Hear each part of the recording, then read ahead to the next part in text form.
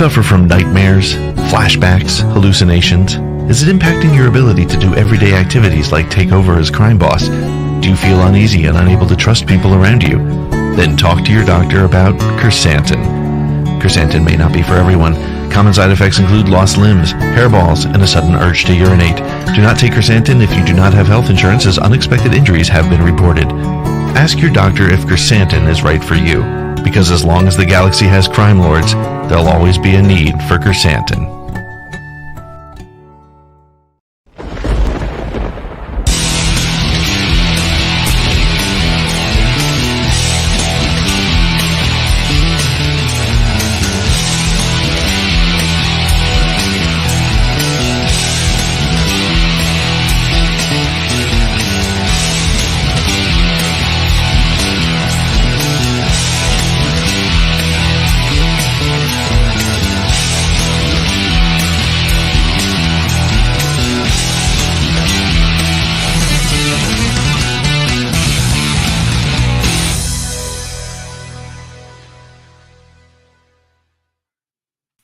Well, welcome to another edition of Streaming Star Wars. I'm Pete Fletcher, and my buddy Nick is with me. Nick, how are you doing?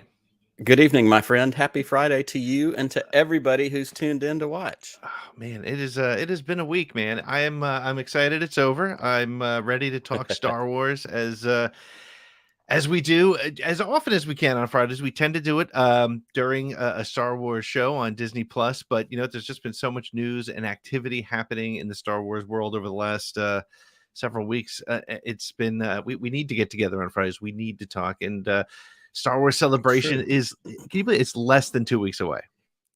I have had that conversation more times this week, whether it was texting you, texting Scotty.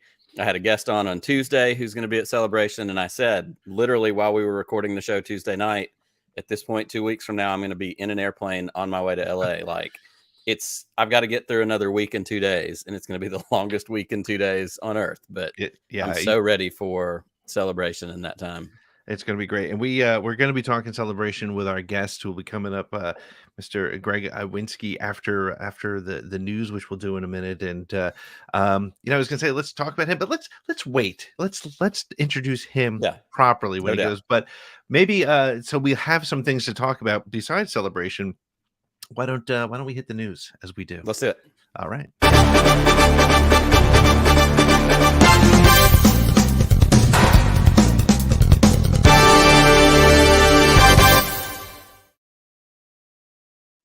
Ruthless Reva from Obi-Wan Kenobi speaks, Ahsoka starts production, and the Feige Star Wars is on the runway. Give us 5 minutes, and we'll give you the galaxy. We'll actually be better off if we can. There we go. I'm going to start that again. I normally don't do that, but you know what? I can edit this, so I'm going to take it again. Ruthless Reva from Obi-Wan Kenobi speaks, Ahsoka starts production, and the Feige Star Wars is on the runway. Give us 5 minutes, and we'll give you the galaxy. Well, another week, another flood of news, rumors, clickbait, and conversation. This is Pete Fletcher, and welcome to Disturbances in the Force. All the links to the original sources can be found in the notes, and I urge you to check them out. So let's get to it. The Obi-Wan Kenobi series will debut in less than 2 weeks on Disney Plus, and the press tour surrounding it is in full swing. This past week, director Deborah Chow and stars Ewan McGregor, Hayden Christensen, and Moses Ingram were seen in Berlin and London. In talking about her character, an Imperial Inquisitor named Reva, Moses Ingram said, quote, "She is ruthless. She doesn't care about what people think about the way she does things. She'll cut people down and get the job done, whatever it takes." The actress did go on to say about her co-stars that even on the set, there were lifelong fans who were just so moved being around Ewan and Hayden. She said, "I think it's going to be a big deal for fans to see them at the center." There have been no new nuggets about the story itself during the press tour, but Ewan did say that it took him a little bit of time to get back to the Alec Guinness style of speaking for the role. Obi-Wan Kenobi debuts on Disney Plus on Friday, May 27th, with the first 2 episodes of the 6-part series. Video game industry insider Jeff Grubb said on a recent Grub Snack stream that the title for the sequel of the wildly popular Jedi Fallen Order game will be Jedi Survivor. Grubb has also said in previous scoops that the gameplay will share some footage of the sequel to the EA Respawn game at Star Wars Celebration later this month, and the reporter also claims that Jedi Survivor will be a next-gen console game only. There's no release date or confirmation of the title at this time. In keeping with video game news, Lego The Skywalker Saga continues to make waves in the industry. According to the website GamesBeat, the brick based Star Wars game is already ranked as the #2 selling video game of 2022 so far, ahead of the latest Pokemon, as well as being ahead of Horizon Zero Dawn. It trails only Elden Ring in sales. Bryce Dallas Howard was interviewed by a friend of the podcast, Jermaine Lucier, at IO9 recently. And of course, the topic of Star Wars came up. The daughter of the solo director, Ron Howard, has been behind the camera for 2 episodes of The Mandalorian and the Book of Boba Fett episode titled Return of the Mandalorian. When asked if there was a story that would spark her interest in directing a Star Wars film, she said, quote, "Oh my goodness, I think it would just take a phone call." Bryce will be next seen on screen reprising her role as Claire Deering for the 3rd time when Jurassic World Domination hits theaters June 10th. And speaking of directors on Disney Plus Star Wars shows, this week in a simple photo of an Ahsoka logo emblazoned director's chair and a signature cowboy hat belonging to one Dave Filoni, the official Star Wars Twitter account revealed that production has officially begun on the Ahsoka live-action series. Shortly thereafter, rumors emerged from a movie scooper named Daniel RPK and Adam Frazier that actor Matthew Law has been brought onto the show in a, quote, big role. The 6'1" Law is best known for a role in 4 episodes of Agents of S.H.I.E.L.D. This unconfirmed casting joins other rumored actors, including Natasha Liu Bordizzo as Sabine Wren, Mary Elizabeth Winstead, Ivana Sakno, and Ray Stevenson, all in unidentified roles. The Ahsoka series does not yet have an official release date. Michael Waldron, the writer who worked on Loki and Doctor Strange, among other Marvel projects, is finally turning his attention to the long-rumored Kevin Feige Star Wars film. He told Variety, quote, "We are finally into it in earnest. I mean, I'm writing away. It's a lot of fun. It just doesn't have a bunch of TV shows and movies that you're servicing on top of it the way I did with Doctor Strange, so it's nice." The Feige film was first mentioned in 2019 and is expected to be a one-off project. There's no title or release date from Lucasfilm for the movie at this time. And finally, in Star Wars book news, friend of the show Mike Chen is officially a Star Wars novelist. His new book hit shelves on May 10th called Brotherhood, and it chronicles events at the start of the Clone Wars and features the relationship between Anakin and Obi-Wan. Included in the book are familiar characters Padme Amidala and Asajj Ventress. You can buy the book now at a link in the show notes from Amazon. Also this week, the cover for Star Wars The Princess and the Scoundrel was revealed, featuring Han Solo and Leia Organa in a very romantic pose with the Halcyon Star Cruiser and the Ewok village on Endor in opposing corners. But trouble lurks in the form of stormtroopers who are charging in at the edge of the artwork. Beth Revis's novel is expected to hit shelves on August 16th this year. Well, that wraps it up for this week's Disturbances in the Force. Make sure to check out the ATG Cast podcast stream for weekly one-on-one interviews with the people behind the fandom. This Thursday, Around the Galaxy talks to Ryan Airy from Screen Crush. Please subscribe for regular updates. Follow us on all your social media channels at ATGcast and visit our website at atgcast.com to keep up with us, find our merch, and get information about supporting the show as an ATG patron. Thank you so much for listening, and may the Force be with you.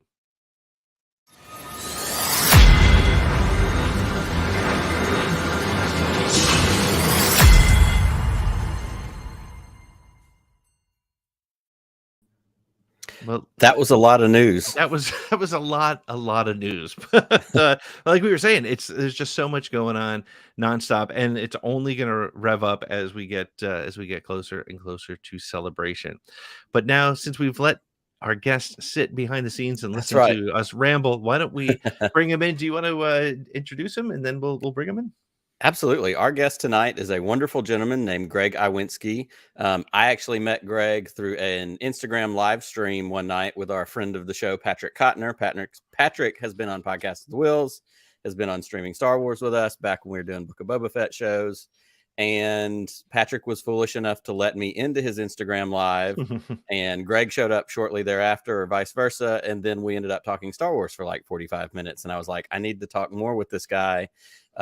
He is, and we talked about this earlier this week, Pete.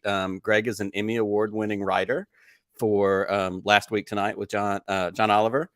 He's written for the Late Night with Stephen Colbert. He's written for Bomani Jones. Like, he's an amazing comedy writer.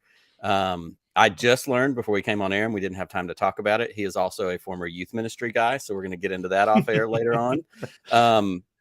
But he's also a huge Star Wars fan, and he's also the host of a Star Wars podcast, the Yub Nub podcast. So I am thrilled. And now that you have had an Oscar winner on your show, we have an Emmy winner. We're working on the EGOT. We've got to get a Grammy and a Tony so that we can run the gamut for the ATG Cast stream. But I'm thrilled to welcome tonight Greg Iwinski.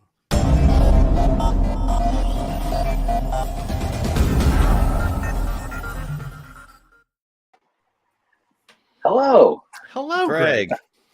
Sorry, I have this draconian lighting. It's New York apartments. I was going to say, is that the basement of the writers' studio? They're just yeah. This is where they keep Classic all their writer's room. Yeah. So how are you? I'm good. I'm good. It's a Friday night, which I guess normally would mean I did cool things, except I am in New York City as it escapes a pandemic, and I have 2 children. So for those reasons, I am home. And, and free to talk to a couple people about some nerdy stuff. Which yeah, is, I mean, it's I would be talking to someone about Star Wars if I wasn't doing this. So, we're glad we get to be your distraction tonight. And Pete, I think we do need to do one other thing that we normally do at the top of the show. And actually, I'm glad we waited until we got our guest on. But it is Friday night. It is streaming Star Wars, and one of our catchphrases for the show, and we have a shirt that goes with it, is "Bad takes and brown liquor." We're a thread on a Friday night to have a drink and have a fun Star Wars conversation. So I want to raise a toast. That's great. To Pete, to Greg, and to everybody hanging out in the live chat. I just have that's all right. Chico. Cheers to everybody. Happy Friday. There you go. Tastes like expensive water. Tasty. So where are you guys? Just so I get a sense of where we're at. I mean, like where do we live in? I'm in a bomb shelter in Manhattan. No, I'm in Jersey, so I'm not that far from you. And I am in Montgomery, Alabama. Oh, great. Okay. That's so my favorite Montgomery of all of them. That's right. Of all the ones there are. Then Ward is right after it. There you go. See, it's the best one. Yeah. I like it. That's a deep cut. That's what, that's most of comedy writing is just that. I like it. I can put here. That's right. Well, as we get into our conversations tonight, tell everybody a little bit more about yourself. Of course, I kind of hit some of the highlights, but tell us who Greg is. Let's see. I grew up in Phoenix, Arizona. Well, actually in a small town outside Phoenix, Arizona. So I grew up an adopted kid in a desert city. Clear immediate appeal to Star Wars. Right there. That sounds like somebody else we know. Yeah. So I did that, and I was like, hey, that's cool. Yeah, grew up in Arizona. Homeschooled, nerdy kid, living on a farm, a desert farm, and then ended up, I got really into Star Wars, especially, and storytelling and writing my own stuff. But Star Wars was huge for me because I watched the movie, sure, but I got into those books because it was the expanded universe books are coming out, and I'm right around middle school age, and so I can just go to a store and drop $5.99 or whatever, or $10, buy one of these books, and just let my imagination run. So I bought and read every EU book I could, all the way through, and then and that my fandom really kind of blew up that way, and it became a big thing for me just because it was the universe I had spent the most time in. Sure. But yeah, grew up, went to college, and then wasn't sure what I wanted to do. I got out of college. I had a bachelor's degree in theology. I did some youth ministry stuff. I was a seminarian. Maybe I was going to be a priest. That was a no. I got a hard rejection letter from God on that one. And then I just kind of wasn't sure what I wanted to do, and I ended up going on a 8-day silent retreat with these Carmelite monks in Minnesota. And I'm up there, and it's like they only talk when they're at mass, and so it's like for half an hour a day, and then the rest of it's silent. And I went up there just to be like, what am I supposed to do? And out of that, I really was like, I'm going to take a big risk, and I have always wanted to try comedy, try writing and doing comedy, whatever. So I basically a couple months after that sold everything I had and moved to Chicago, got enrolled in Second City and IO, Improv Olympic, and started taking improv and writing classes. And and just that became my whole life. Like it was just it's a lot of comedians talk about it, especially Chicago comedians talk about that it's just all you do. I mean, it was get up, go to my day job, which was all other improvisers at a day job. Then that day job ends. Then you go to Second City. Then you see a show. Then you do a show. Then you see your friend's show. Then you go see the late set. And then you go to a bar with your improviser friends, talk about improv in the shows. Then you go to bed. Then you get up and go to your job. Like it was just all you do, which was great training. And it's an amazing place to start and meet a lot of friends who now work in TV. And so I started there, and then after that, just realized that for me, the part that I most gravitated to was late night comedy. I grew up with, I was a huge, I mean, and these are not things that are super unique. Like I loved Conan O'Brien. Yes, many sad men my age did. I was going to say you're in good company then with us. Yeah. So I met Conan when he came to Late Show, and there's this thing that I have learned happens to him, which is that anywhere he goes that's a comedy place, there's like a kiss the ring procession of all the comedy writers kind of come one by one, and they're like, you did this one sketch in 1999 that changed my life, and he has to be polite and be like, that's so great, thank you so much, I really appreciate that, and like everyone does. And so I come up, I'm like, because you did this one thing, and so he just, a million people do that to him, and he's really gracious and incredibly kind. But I grew up really into late night, and I can talk, at length, too much length for right now, but like just even in like which kind of late night and what construction of it and the philosophy of comedy behind it, but really like late night, and decided that's what I wanted to write more than writing narrative stuff and doing that. And so I just started kind of trying to do that. And then had just a couple of breaks along the way. Like, so in 2016, NBC had a late night fellowship workshop where you got to come to 30 Rock, spend a week learning and writing there.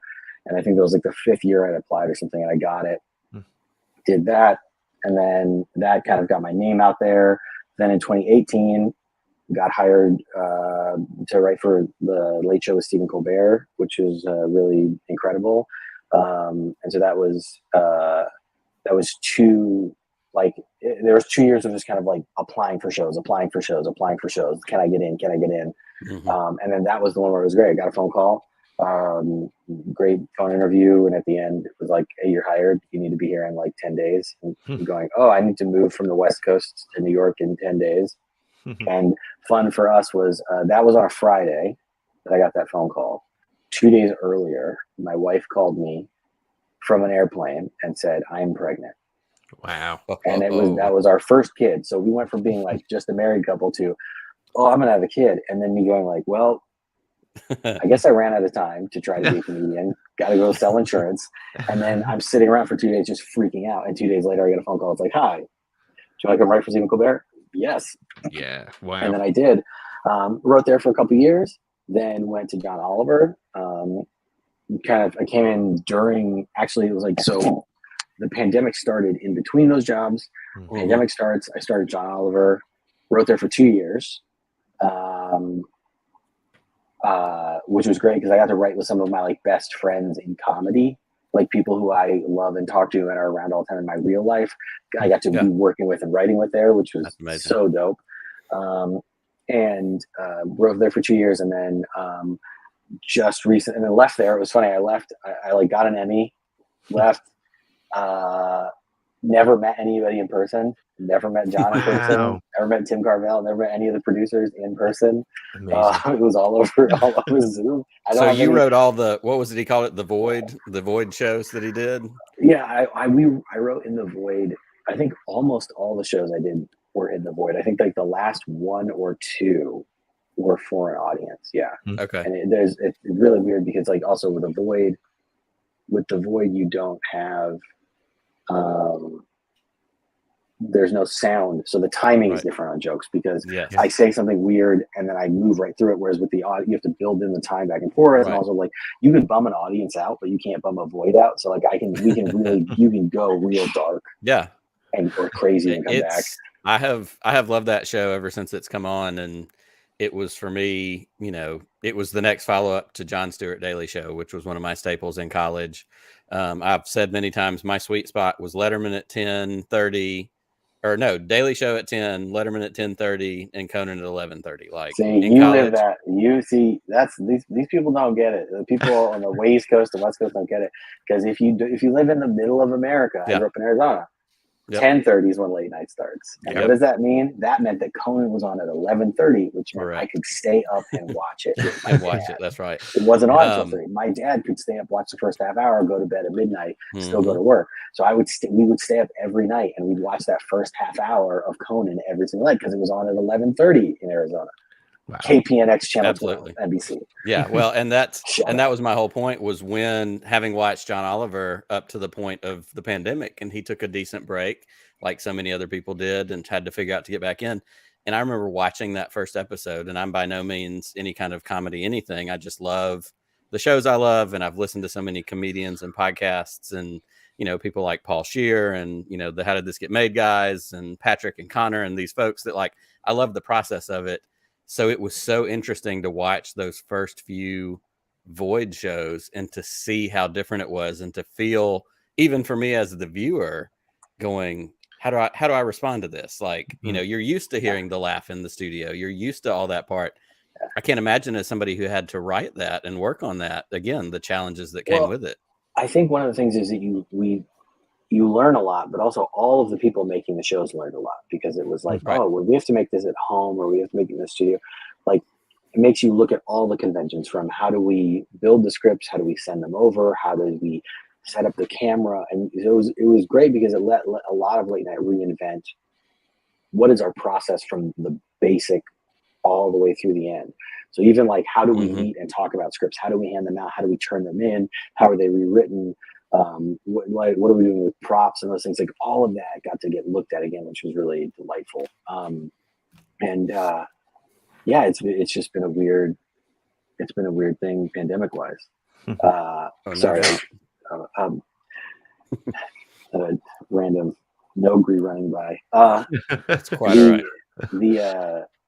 But yeah, it's I don't know. Late night's great. It's like, I just did a season of a show called Game Theory with Bomani Jones, which is trying to do sports late night, which is very, very hard because not everybody likes sports or even the same sports. So you're really having to jump in and be like, so we just did a season of that, and it got renewed for a season 2 to be determined. But there's a season of 2 of that coming at some point, which was very fun. And that was really fun to do. I love sports. So like, for me, it was really fun to get in and be able to like, let's go in and talk about this. Let's talk about like, let's rip some stuff. And I got to work on a piece about NFL nepotism and coaching hiring, which was really cool because you got to talk about the fact that like almost 1/4 of all coaches in the NFL are related by blood or marriage to another coach. Oh, wow. Unreal. And so it was great. We made a map. We made a literal like string chart. We made a map of all, like, we did a whole physical thing of all of the coaches that are connected, and like, just to show this whole thing of like, which was great because you got to like talk about some serious things, but in the sports context, which is like, yes, it's bad that like black coaches and minority coaches are not getting hired, but even a bunch of white coaches are not getting hired because it's going to like this coach's son and this coach's son and this coach's son. You've got your Shanahans and your everybody else. Yeah, and the thing is, not all of them are as good as Kyle Shanahan. A lot of them are Mike bad. Shanahan was not as good as Kyle Shanahan was. Yeah, and that's the whole thing. And Kyle is very open about like his hiring practice and being like, I hire the best people for the job, no matter who they are. So it's like nice to see. But we got to do that kind of stuff. That was very fun. Yeah. Another HBO show did that, and now I'm just like kind of bounce around. But yeah, like late night is my thing. I'm eventually would like to host a show at some point. But yeah, right now just like making as much stuff as I can, especially in this time in between seasons, being like, let me get as much of my stuff as I can. So making more monologue comedy to go up, also working on a tour, like doing live dates on tour, and working on some other stuff with friends, just like make as much as we can, because if anybody who's watching this wants to do comedy or be a comedy writer, it's like the best advice I have. It always comes down to, you need to make as much stuff as possible. And the second thing would be about making stuff is I made a bunch of stuff in Chicago that was really bad because I had just started. And I didn't put it on YouTube. It was in a theater for 6 people, but I still did it with friends. And a lot of those friends now make late night. And so we wrote a lot and made a lot of stuff that was bad. And then when I was good, maybe not great, but good, then I put stuff online and just make stuff. And I'm like, this isn't perfect, but I made it. Like I made a bunch of videos in 2020 that were about George Floyd and about race and about how we're kind of stuck in this loop of not getting any progress. And one of the first things that John Oliver and I talked about when we did a phone interview was those videos. Right. So it's like that it was to my credit and to my benefit to have made them. No doubt. So I know none of this is Star Wars. It's all other stuff. That's okay. No, it's interesting stuff. It's so interesting. And I have like 25 other questions that I want to ask you, but none of them are Star Wars related. So I'm going to save that for a little bit. I have not done any Star Wars sketches as of yet. As of yet. That's right. There's always a yet. That's right. Well, one of the things that we know we wanted to talk about tonight is Star Wars Celebration. Yeah. Pete and I are going to be there. You are going to be at Celebration. You and I have been emailing back and forth talking about that. But you have not been to Celebration before. Is that correct? No, I have been. I've not been, but I have contributed to one. I would love for you to tell us a little bit about that because I know this story, but I know that folks who have tuned in would be very interested in this. So, and also my Celebration journey for this time is a real doozy because as I've said online, I updated my address at the wrong part of the Celebration website, and they sent my pass to an apartment from pre-pandemic, and those people said they never got it in the mail, even though I offered them a cash reward if they happened to get an email from me, and they said they didn't, and USPS said it was delivered, and then I had to today. And I was like, I don't know what to do. If I don't activate my badge, am I in trouble? So then today I had to talk to the ticketing people and go like, they lost my badge. The mail lost it. And they said, okay, fine. We'll make it will call. And I got so now I have a badge. I have a ticket waiting. But it's at will call and I will go get it Wednesday night or Thursday morning, whenever they let me do it, and go get it. But for a long while there, I was like, oh, I can't believe that I'm not going to go. I can't believe I waited this long. So now I'm going to go, I guess. That's awesome. Yeah, it should be fun. Got my hotel lined up, everything. I have 2 queen beds. I don't need that.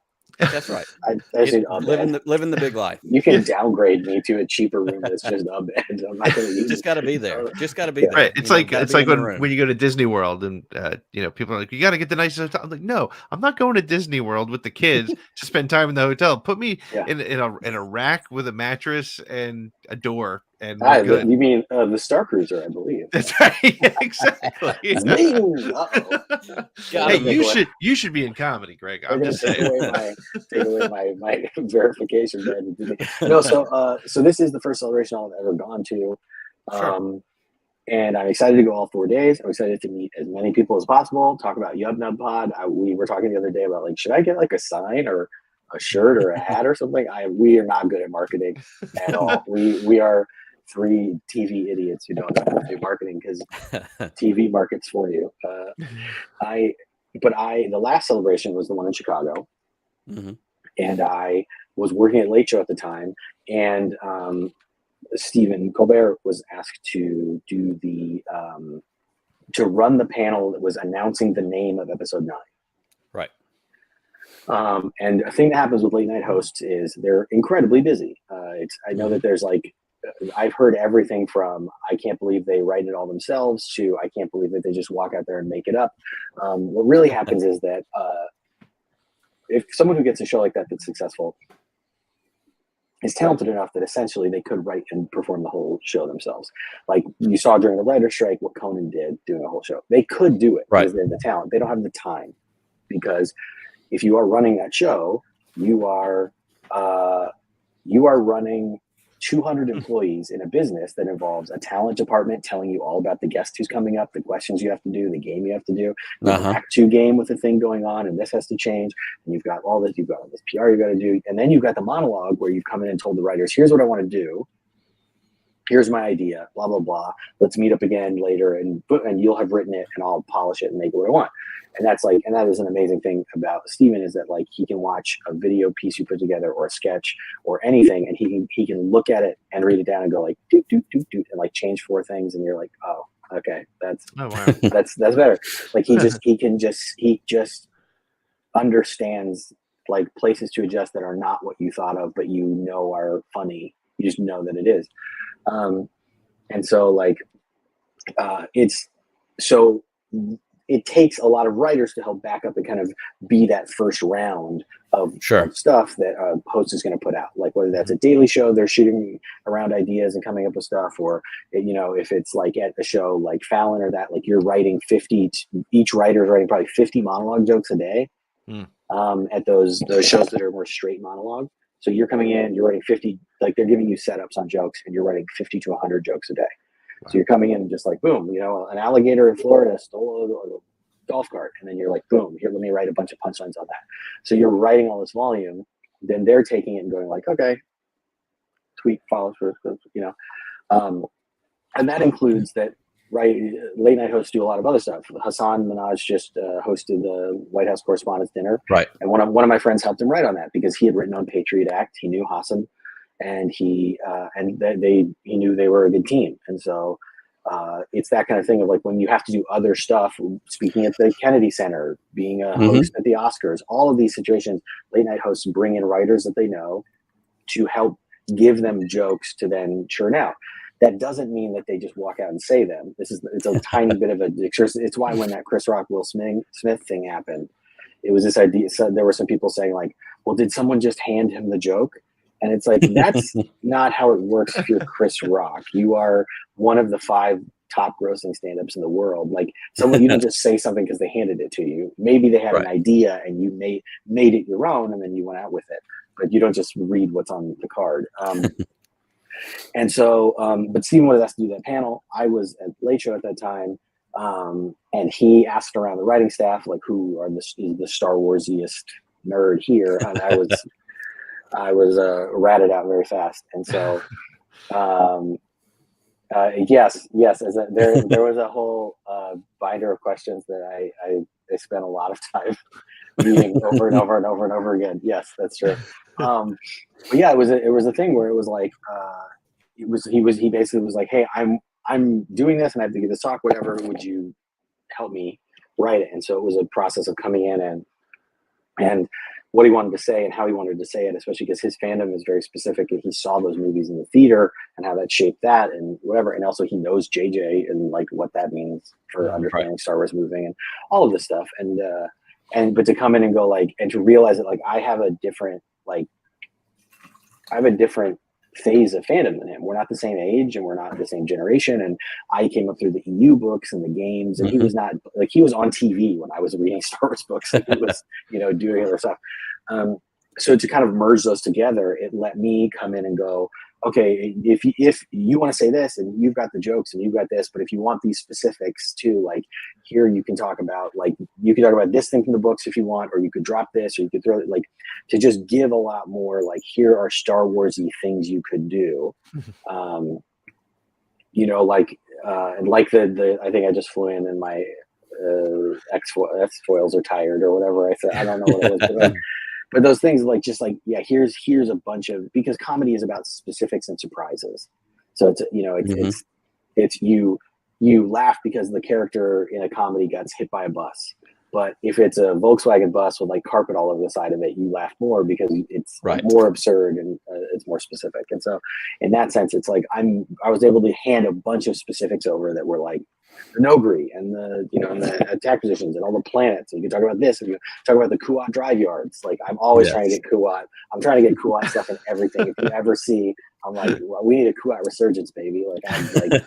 We need Aaron Sorkin to write a show about the Kuat business during the transition from Empire to New Republic. I'll tell you, people still just talk about the Corellian shipyards. They do not talk about the Kuat shipyards. I know it's Kuat. I will not stand for this Kuat erasure. Well, and I went back. I think I went back sometime last week because I knew that you were going to be on, and I pulled up that panel and I rewatched it.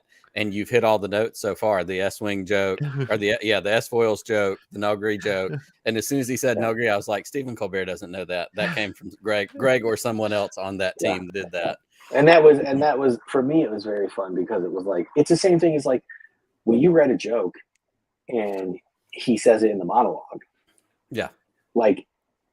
It's like it is this thing where it's like it's what it is late night. It's like I got this joke. I got one. He's telling a joke and it's his joke, but it's like like the handing it is the part that feels good. You're like, I did it. It was good enough. It went on, and it's that kind of thing. Like I remember the first exact straight to prompter joke I ever got on television. Right. Because it was the first joke I ever got on where he was like, I don't need to change a word of it. Let's go. You know, and like those kinds of moments you really remember. So getting to contribute to this, seeing jokes and ideas and things that I'd helped build be up there, I was crying because I was just like, I can't believe I helped contribute to Star Wars. And yeah, I think the question part was wild because it was like you had to come up with so many questions of like everyone on here, you need like 5 questions to ask them or whatever. The one part that was very cool for me was getting to know about Dio before like Dio was a thing that existed, and being like, oh, really didn't know what he looked like. Looked like. Also, did not know the name of the movie. None of the stuff that they sent over that I got to see had the name of the movie. I was going to ask you because one of the things that Scotty, one of our friends in the drive. First of all, Scotty has a video on YouTube with over 5 million views of him literally crying when the trailer was revealed. But so writing a panel like this, helping write Stephen's notes for this sort of event, is it different because you know 2 things? First of all, you don't know what the ultimate punchline is, which is the name and the reveal. Secondly, you have a room of, I guess, I don't know how many thousands of people are in there, and they're excited that Stephen Colbert is on stage. Yeah, they're excited that JJ's there. Oh, and Billy D. Williams. Oh, and Daisy Ridley. That's great. But give us this other information. Did that impact the way you wrote at all, or not really? The questions that I tried to suggest and that I submitted were very much like, I had 2 kind of guiding things. One was understanding too that it's like if I'm sitting there asking the question and I'm just a fan who's getting to sit down with like Oscar Isaac, the dynamic of our conversation is very different. But like, this is a person who is as famous or more famous than a bunch of the people on the panel. Yep. Right. And so the way that dynamic works, even though it's not at the Ed Sullivan Theater, is still like, you're getting asked a question by a guy who you see ask questions on television every day. And so trying to make sure to frame them in a way that it's again, speaking in Stephen's voice, trying to make sure they're in Stephen's voice. They sound like a question he would ask on the show. But then the other big one was like, I have heard so many, we've all been at panel. I mean, we've all heard or seen panels. Sure. And I have been around nerd culture, and I guess, and also, sorry, I'll listen, but like at a lot of late night shows, you're able to ask the host a couple questions before the show. Sure. And you also being in the Writers Guild and in the Academy, you go to a lot of Academy events and there's talkbacks. See the movie, hear the director. And so often the questions come down to, how can I get your job? What can I do to get your job? Will you give me a job? I didn't like what you did. How come you didn't do the thing I wanted you to do? Like when it's creative panels like that. Yeah. And so I didn't want any questions to be up there that would be the kind you would hear at a panel and go like, oh, what a punt of a question. Like, right. Or the kind that we hear, like if you're already a Star Wars fan, you don't need to ask the question that's like, were you excited to see a lightsaber? Yeah, we know we are. But to ask there's 20,000 people here that are all here for Star Wars. Of course, we're excited to see a lightsaber. So that's why it was like, I was trying to ask questions that respected each actor. Like submit questions that respected them and their character and their work, and it wasn't in any way being kind of like cheesy or demeaning to them, but like respected them and let them answer from the height of their intelligence, in the sense that like I think about asking, like I think the one I really think about a lot is asking, I think Kelly Marie Tran, one of them was like, what would Rose do to fix up the Millennium Falcon or soup up the Millennium Falcon because she's such a great mechanic or something like that. And I think she said something very like, just kind of like a joke answer or whatever, but trying to be like, I care about your character. It matters to me. It matters it matters that you're in this movie. Like, I want to give you a chance to talk about how great she is, if you want to take that chance. So I think I learned a lot from that is that like,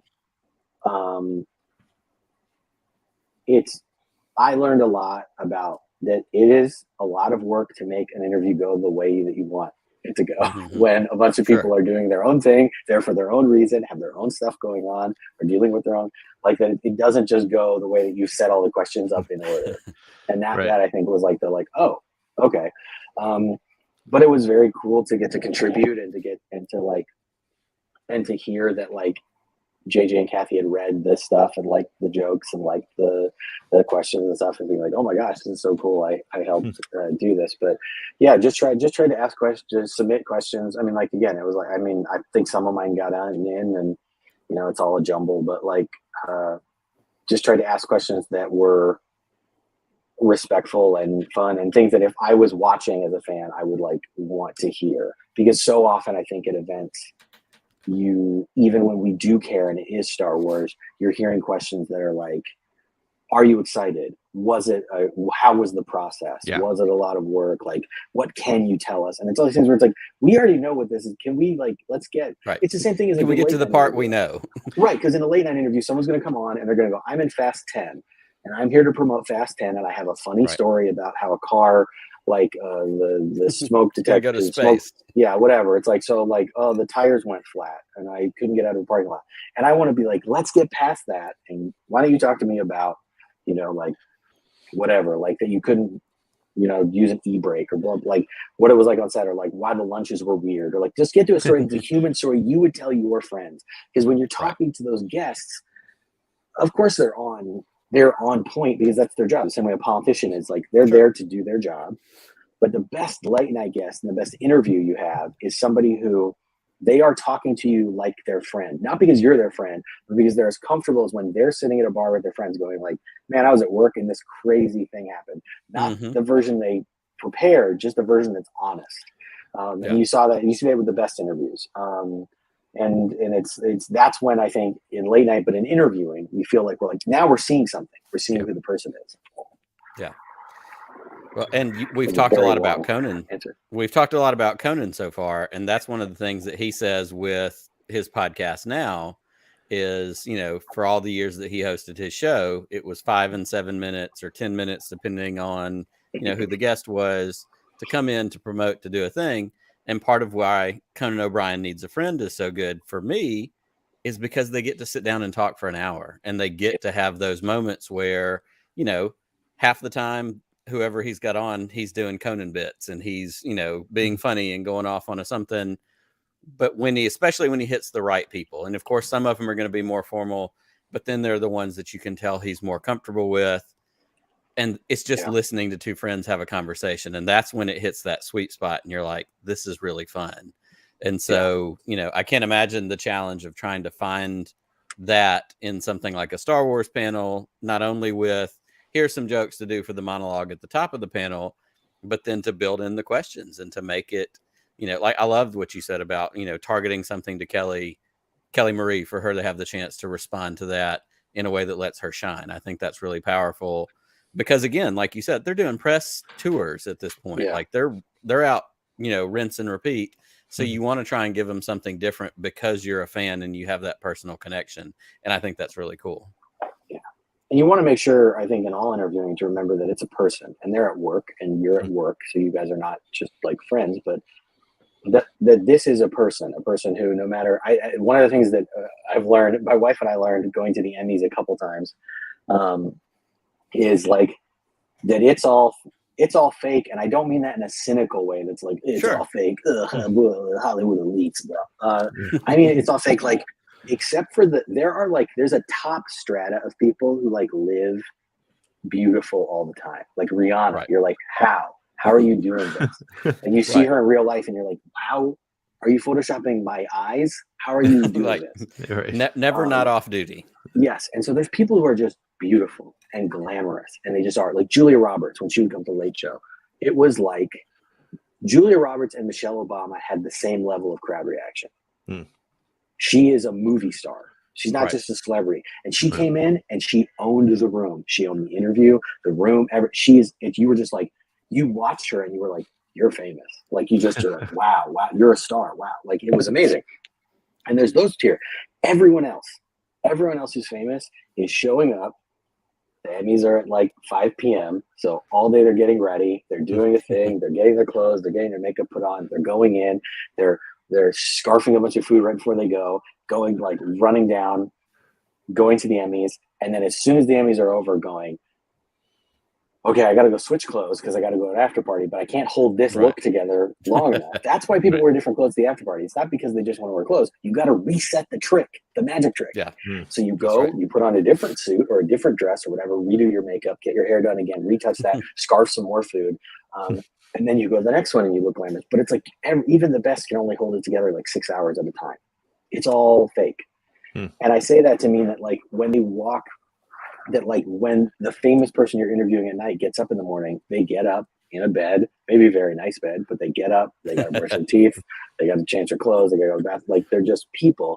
And if you interact with them as people who just have a Right. demanding and cool job, you get a lot better interview. Absolutely. Because then you're saying as well, I don't really want anything from you. Mhm. I think that's the hard thing is, especially when you do junkets. I used to do press junkets a long time ago, and it's that idea of like you're coming in to try to get a quote from me, especially now with Star Wars and Marvel. You're trying to get a scoop, Sure. get me to say something wrong, trying to trick me with that, like you're trying to get something from me. But if you come in, it's like I'm not trying to get anything from you. I'm trying to hang out with you because I understand that my audience just wants to see me hang out with you for a couple minutes. Right. And if they No see us doubt. interact, that's the thing that nobody else can offer is our chemistry. And so trying to do that. I think that's cool. And I think we've seen that certainly as a Star Wars fan within our fandom. There are some folks, you've got Clayton Sandell, you've got Ash Crossan, who used to be at Entertainment Tonight. They're Star Wars fans and they cover Star Wars stuff, and it's a different kind of thing. And I love when they get to do a story. Clayton did the what was it called, Pete? The Force of Sound. Force of Sound for Which Last was the Jedi Skywalker. soundtracks, yep. Yeah, the Skywalker Sound documentary during Last Jedi. Ash was at Entertainment Tonight. She's at Screen Rant now. Screen Rant, yep. Yeah. So like when you get to see these people who cover this stuff who are also fans of it, I appreciate their coverage so much more because of exactly what you said. Like there's an investment there, not I'm trying to get a good pull quote so I can have a good story that maybe beats somebody else's story. They're going, holy crap, I love this. And if I get a chance, I'm going to Celebration too because I love Star Wars, not because I have to cover it. Yeah. Yeah. Yeah. Now you also, as a Star Wars fan, you also have your own podcast because everybody's got a Star Wars podcast. I think if you have a microphone at home and a Mac, it's so sad. It's like wow, what? It's like because you work on a TV show, you're like, well, there's like 5 of these, but then it's like a late night show on network. I'm like, oh, this is the late show, and then it's like Star Wars podcast. It's like there's 700 of these, and I'm one of 1,500 hosts. Okay. So the way that we try, our show's called Yub Nub. We tried to make it both very short so you can remember it, and also have it say absolutely nothing about what the show was. It's called Yub Nub. It is me, my friend Tim Barnes, who wrote for Jimmy Fallon, wrote for the new version of All That. He wrote for he writes so much television. He writes he wrote a couple kids shows on Disney Channel. So Tim Barnes and I and our friend Jim Fagan, who's a producer, he was on Jordan Klepper's show and on the Opposition, and then he produces for Comedy Central. He's a comedy producer over there, and it's like the three of us, 3 guys who make TV, 2 black guys, which I think is pretty rare for a Star Wars podcast. And like, it's just, the pandemic was bad and we wanted to find something fun to talk about every week. So we all started this podcast, and it's just us. Essentially, the format has continued to be fluid, but it's essentially us every week. 3 ostensibly funny, that's what we'll qualify it as, ostensibly funny guys talking about what's popped up for each of us in Star Wars that week.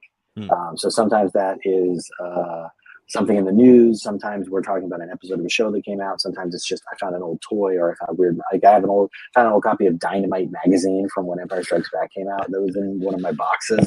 And I'm not old enough for Dynamite magazine. Like I found it in my parents' house. I kept it. But like that kind of stuff, or like just everything. I mean, this week we had Pat Cotner on from George Lucas Talk Show, but we were talking about the Kenobi photo that came out, the press photo, and like why it doesn't have a background, and talking about the Star Wars tickets and the Vader comics, and and we have all these random things we talk about. But yeah, just to have the idea of, again, that if you listen to it, it's hopefully 3 entertaining people talking about Star Wars, which I know is kind of like three men talking about Star Wars is so many Star Wars podcasts. So the unique insight we're trying to have as well is that we all make television. And so sitting down, like when Book of Boba Fett came out, you know, like everyone had their own thoughts on it. I would like to be employed in the future, so I will mitigate exactly what I said.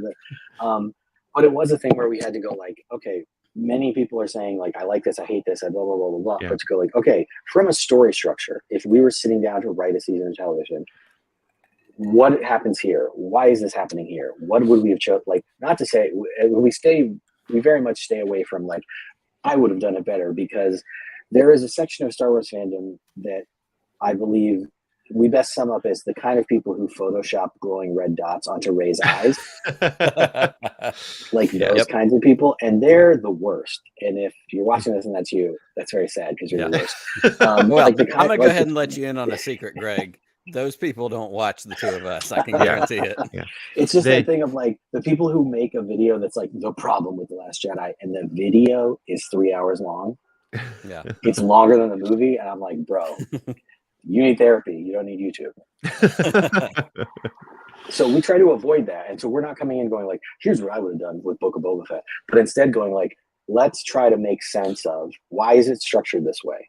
What could have happened here?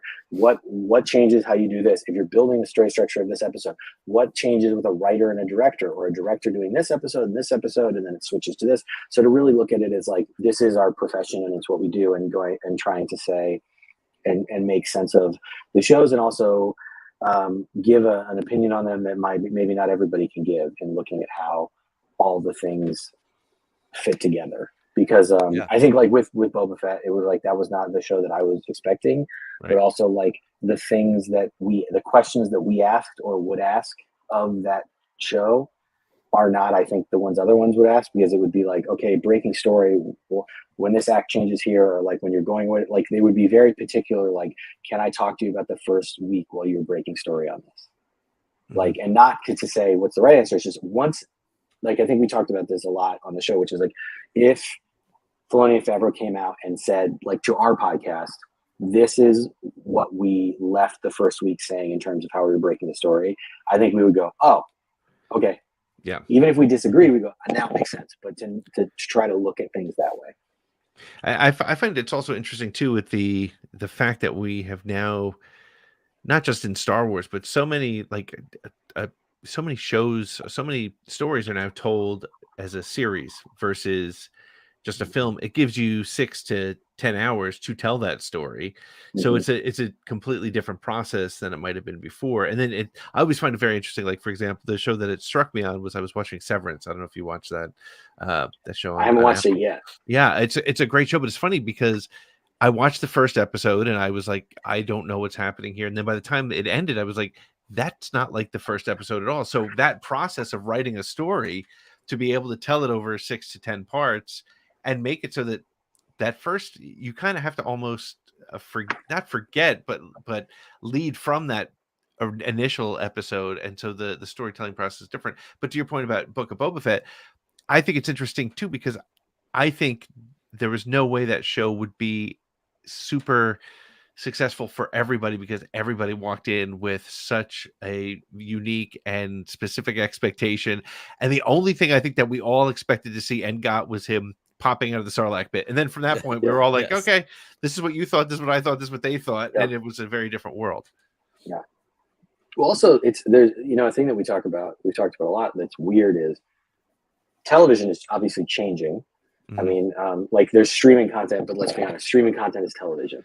Like Book of Boba Fett is television. It costs $20 million an episode. That's not a web series. That's television. No, right. And so what television is changing, but also these short seasons, there's a lot of bigger issues with it in terms of like, it affects the pay of all of the crew and the people working on it and the writers and everyone, because it's not a 26 episode season anymore. But in that show, there are these weird habits and structures developing, one of which we talk a lot about in my house, which is like the idea of like the bottle episode or the step, like the pause episode. And that this happens in not just Star Wars shows and not just Marvel shows, but in many of these 6 to 8 episode series that you get 3/4 of the way through this narrative. And then we go, pause the story. here's a whole episode of backstory, or a whole Mhm. episode of context, or a whole episode about a Mhm. side character. This interesting pause, like that we do this pause to let people catch up before the finale or whatever, like where there's this weird subway. Moon Knight did that very explicitly. Yeah. Yeah. Yeah. An entire episode you were like, oh, so we're just going to stop the story, literally stop time. We're going to do this, then we come back. Okay, it's like to put a pin in it episode. Yep. That's right. Is Cool. what they do. And also the fact that a lot of these shows are coming out weekly, but weekly versus coming out all at once. When you do storytelling, I mean, Netflix has a lot going on, but one of the things in how you write a Netflix show is that normally what you do in like a sitcom or in a drama on television is every act break when you go to commercial is a cliffhanger. So you stick through the commercial, you come back. And then at the very end, it's like, we got him. We caught the criminal. He's in jail. That's good. Over. See you next week for a new adventure. But Netflix needs the end of the show to be a cliffhanger so that you keep playing the next episode. Right. But what that does to an audience over time is that you are constantly lifting and you are never giving that release of energy. Because you're always going, oh, but what about this? But what about this? But what? And you get to the end of the episode. Oh, cool. Oh, wait, there's a secret. And so then you watch all these episodes to finally get to this point where you get the payoff. And then you get to the end of the season and they go, cliffhanger, season 2. And then they cancel the show in season 2 and you never get the resolution. Yeah. And that's why it's you get a more I believe you get a more satisfying product in a week to week release structure with that kind of television. Whether I that's agree. on TV, you want at the end of it to go like, okay, they did this thing. And that was, I think, like Mandalorian did a great job where it was like, it's a longer arc, but also he blew up the dragon.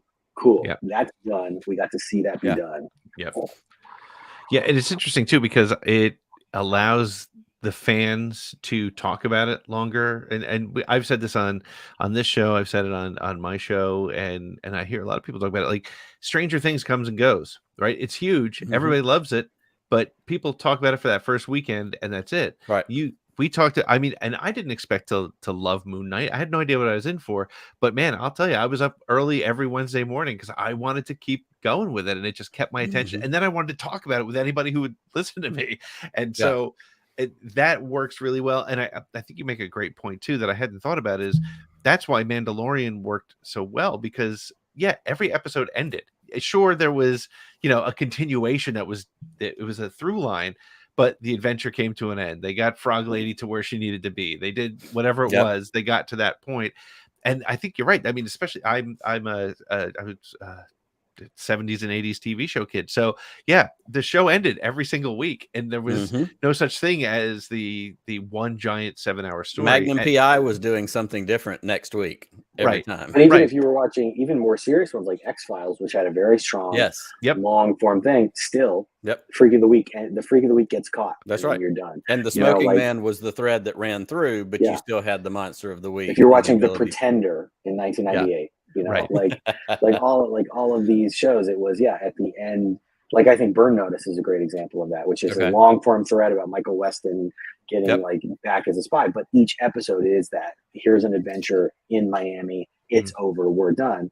And that you are a lot of things that make people like shows. They don't realize that's why they like them. Like it's the same thing as like, why do I love this meal? Because it's tasty. But what makes it tasty? That's what a chef knows, and that's why they're a chef. And in making television, it's the idea of like an audience. If you let an audience use a computer to pick what they would like, they won't like the show.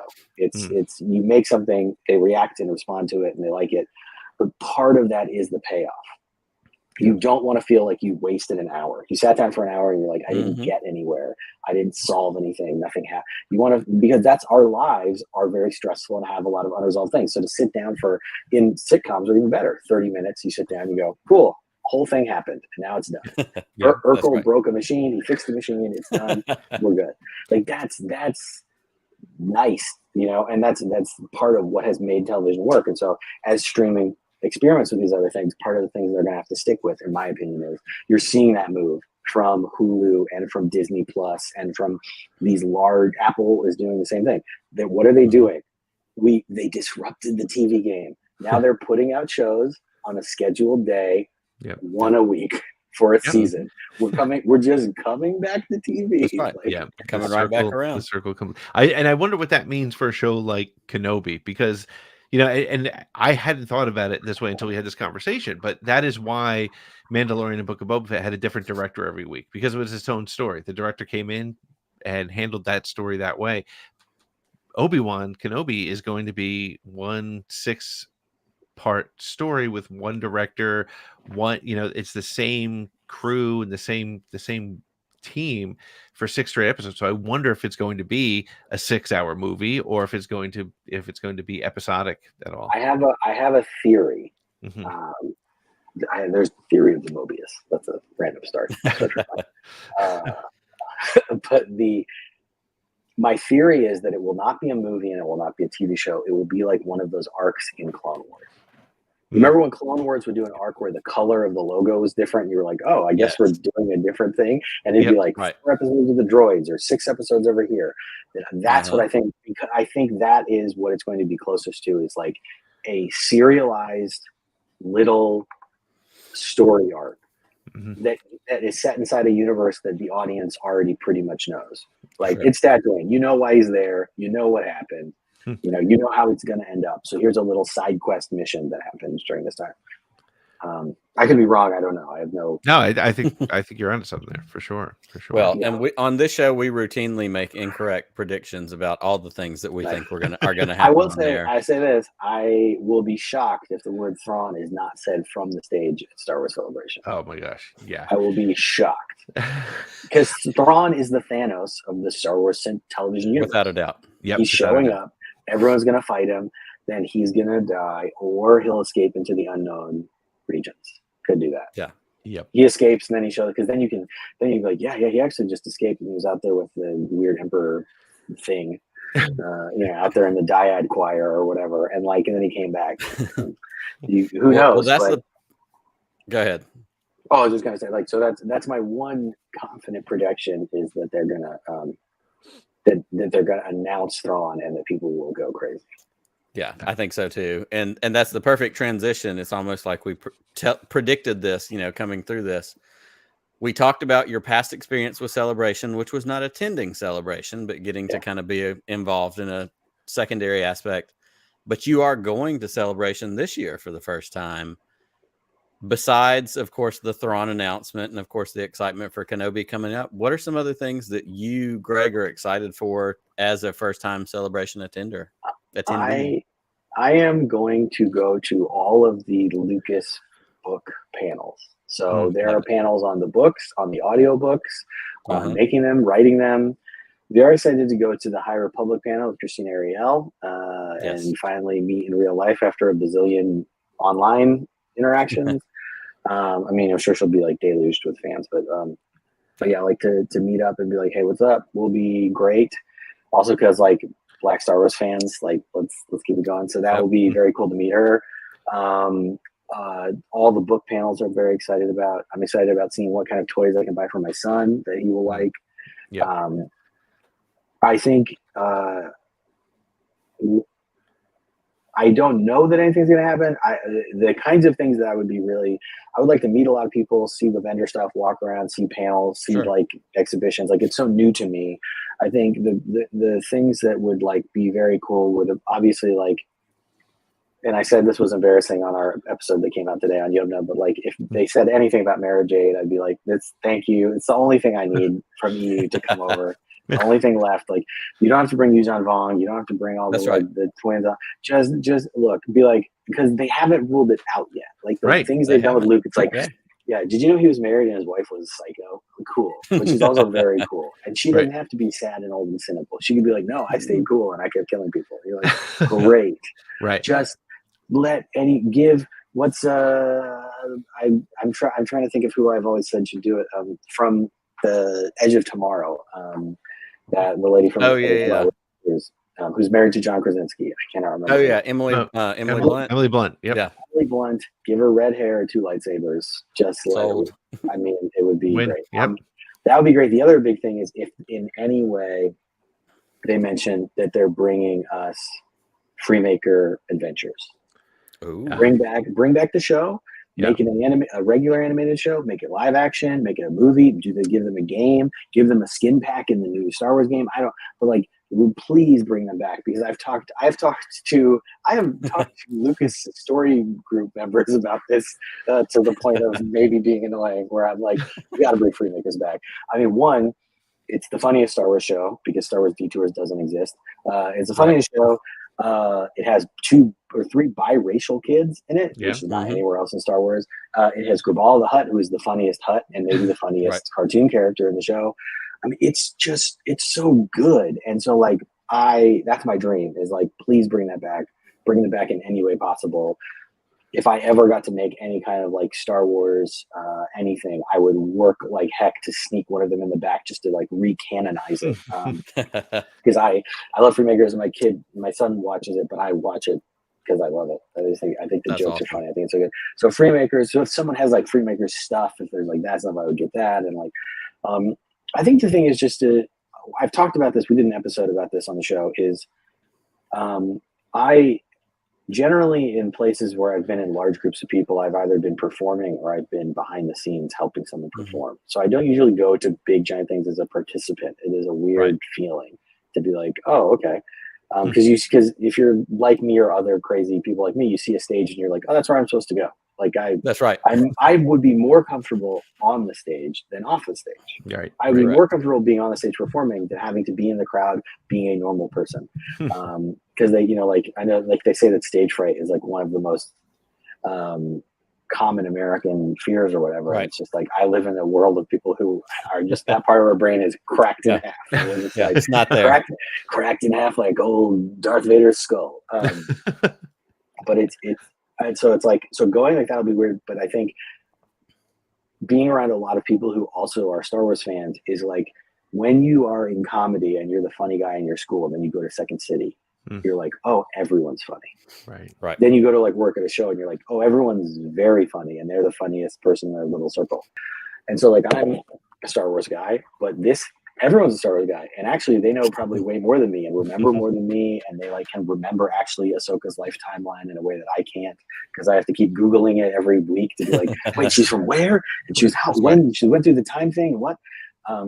So all of these things where it's like, not that I'm afraid I'm going to get like out fanned, but to be like, where is my tribe going to be? Right.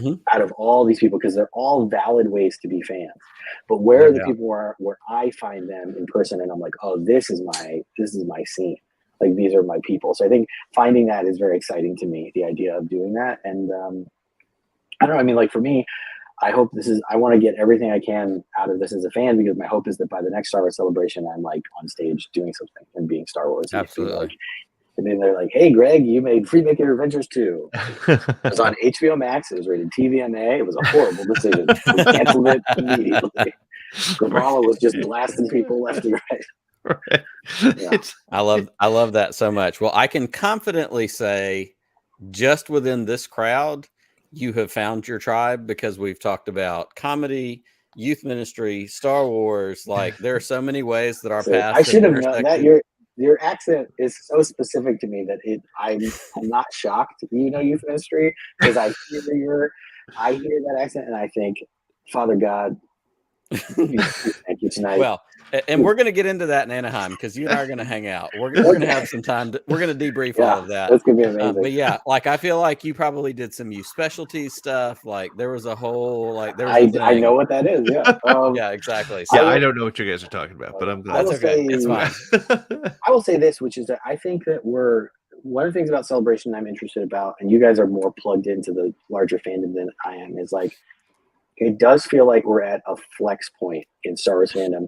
Not in any way that's a risk or like I'm saying like that, but that everything has been about the movies for so long, and not just the 9 movies, but for, then Rogue One coming out and Solo coming out. And now it's like, it's clear the movies are not the number one thing. Maybe they announce like whatever, Rogue Squadron, whatever the Rogue Squadron, what's happening with that, if like Wonder Woman is finished, or she can get that done and then get back, or what's happening with the Kevin Feige one, or the Taika Waititi one, or the Rian Johnson trilogy. Or I want the Rian Johnson one. Yeah, yes. But maybe they come out and they like throw a bunch of movies out and go, we have a big movie thing,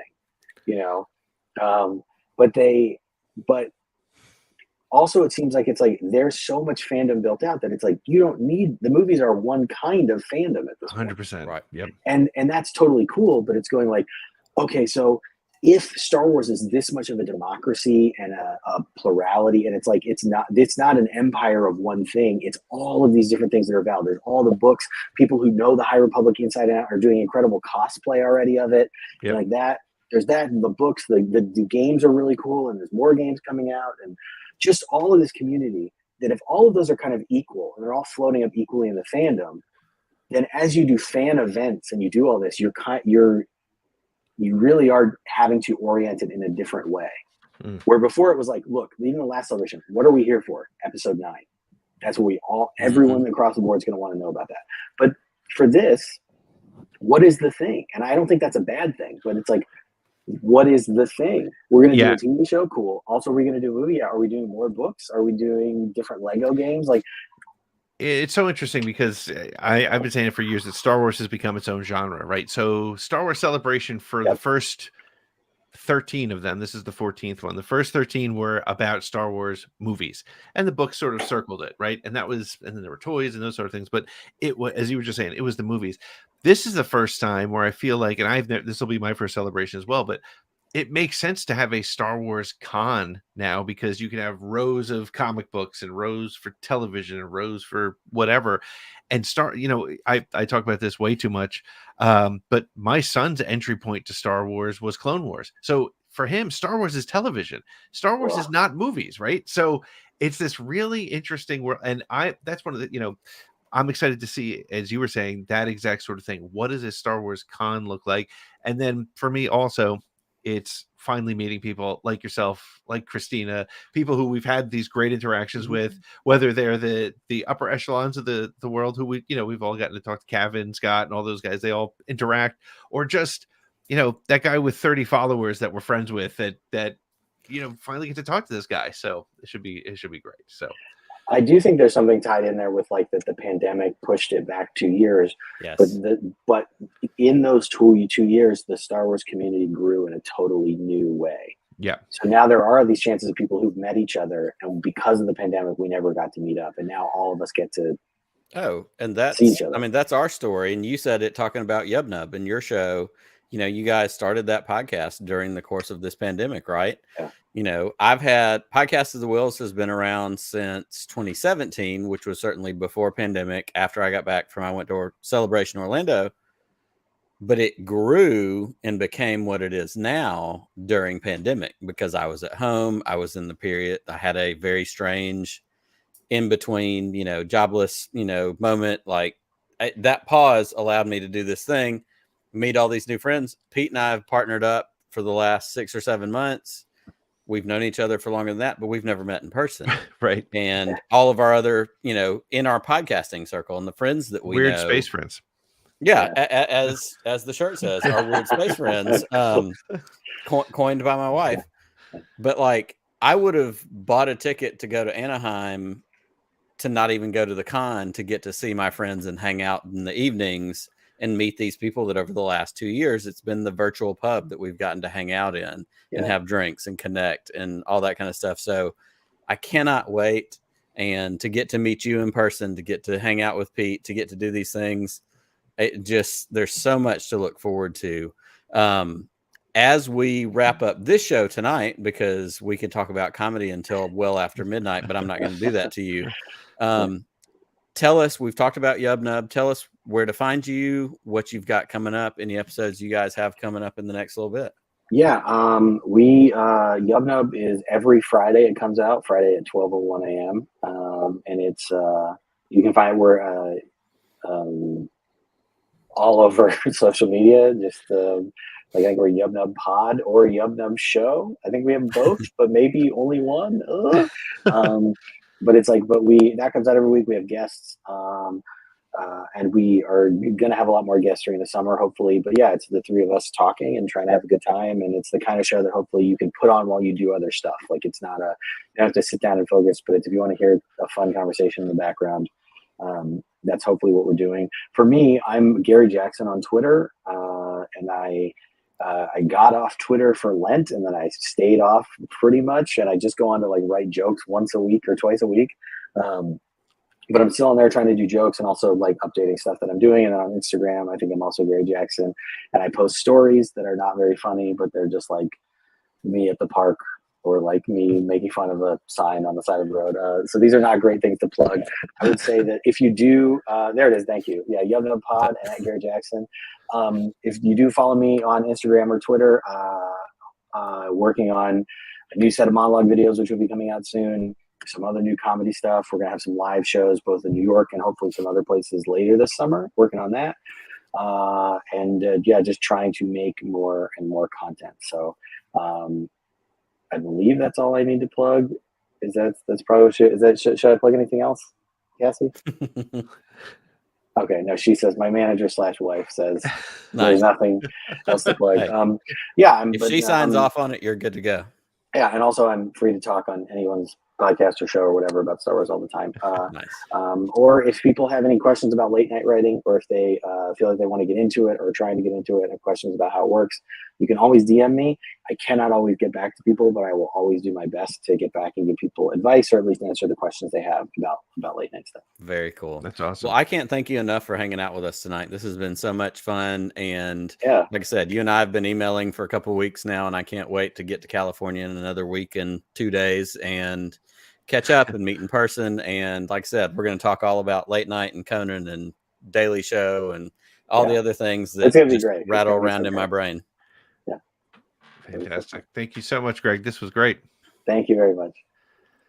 All right. Well, Nick, thank you for joining us tonight and keeping us going. This was a lot of fun, and may the force be with you. Always.